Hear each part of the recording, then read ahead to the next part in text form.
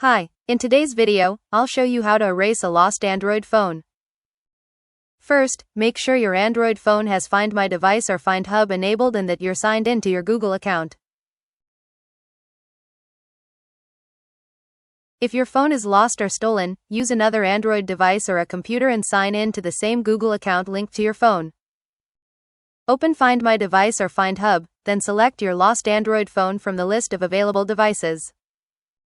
Wait a few moments while the service attempts to locate your phone. Once your device appears, select the Erase Device option. A warning message will appear explaining that this action will permanently delete your apps, photos, videos, contacts, and other personal data from the device. Review the information carefully, then tap Erase Device again to confirm. If prompted, enter your Google account password or verify your identity to continue. Your phone will be erased remotely the next time it connects to the internet. After the reset is complete, the device will no longer be linked to Find My Device or Find Hub, and it may no longer be possible to track its location. Only use the Erase Device option if you're sure you can't recover your phone, as this action cannot be undone.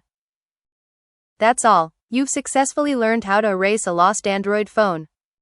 Happy watching. Don't forget to subscribe for more.